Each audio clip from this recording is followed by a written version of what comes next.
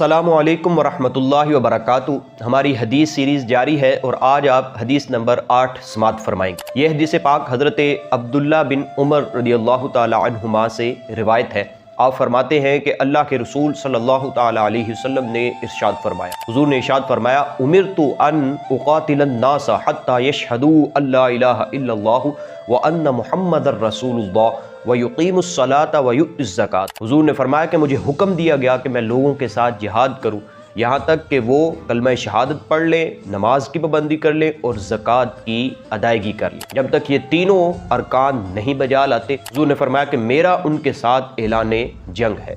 تو یہاں علماء کہتے ہیں کہ لوگوں سے مراد کون لوگ ہیں، کہ کن لوگوں کے ساتھ حضور کا اعلان جنگ ہے۔ لفظ تو عام بولا گیا ہے، لیکن یہاں عام لفظ بول کر خاص مراد لیا گیا ہے، کیونکہ عربی کے قواعد میں سے ہے کہ کبھی کبھی عام لفظ بول کر اس سے خاص افراد بھی لیے جا سکتے ہیں۔ علماء کہتے ہیں یہاں یہی معنی مراد دیا گیا ہے، یعنی لفظ عام بولا گیا ہے اور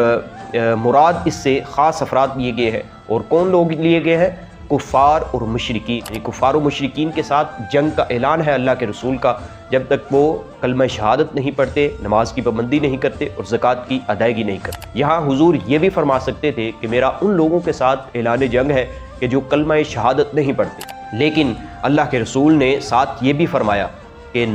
کلمہ شہادت نہیں پڑھتے، نماز کی پابندی بھی نہیں کرتے اور زکوٰۃ کی ادائیگی بھی نہیں کرتے۔ اس سے مسلمانوں کو بھی ایک میسج دیا اور ایک پیغام دیا کہ کلمہ شہادت پڑھ لینا ہی بس کافی نہیں، بلکہ اسلام کے ارکان میں سے نماز کی پابندی بھی شامل ہے اور اللہ کے دیے ہوئے رزق سے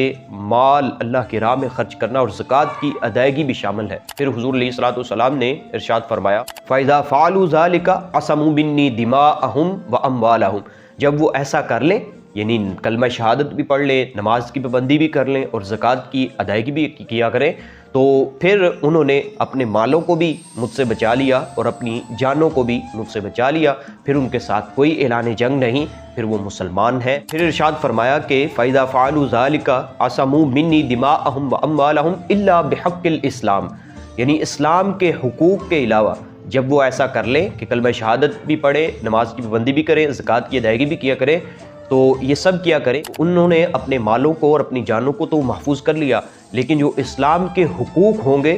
ان کے علاوہ ایسے کسی کو ناحق قتل کیا تو اس کو اس کی سزا ملے گی، قصاص میں اس کو بھی قتل کیا جائے گا۔ یعنی یہ اسلام کے حقوق میں سے ہے، اسلام کا حق ہے کہ کسی مسلمان کو قتل نہ کیا جائے، لیکن جب اس نے یہ حق توڑا تو اس کا قصاص اور اس کی سزا جو اسلام نے حد مقرر کی ہے اور جو سزا مقرر کی ہے اس کو ضرور دی جائے گی۔ اسی طرح اگر شادی شدہ زانی زنا کرتا ہے کسی کے ساتھ تو اس کو بھی سزا دی جائے گی، یعنی اس کو رجم اور سنگسار ضرور کیا جائے گا، اس میں اسلام کا حق ہے۔ پھر حضور نے ارشاد فرمایا وَحِسَابُهُمْ عَلَى اللَّهِ تَعَالَى، اور ان کا حساب اللہ کے سپرد ہوگا۔ یہاں علامہ محمد بن علان شافعی رحمۃ اللہ علیہ اس حدیث پاک کی اس جملے کی تشریح کرتے ہوئے ارشاد فرماتے ہیں کہ یہ جو حضور علیہ الصلوۃ والسلام نے ارشاد فرمایا کہ ان کا حساب اللہ کے ذمہ کرم پر ہوگا، اس کا معنی یہ ہے کہ جو اس کی پوشیدہ باتیں ہوں گی نا، جو اس کے اندر ہوگا، ظاہراً اگرچہ وہ نماز کی پابندی کر رہا ہے، زکوٰۃ کی ادائیگی کر رہا ہے، کلمہ شہادت پڑھ رہا ہے، لیکن اس کے باطن میں جو ہوگا نا،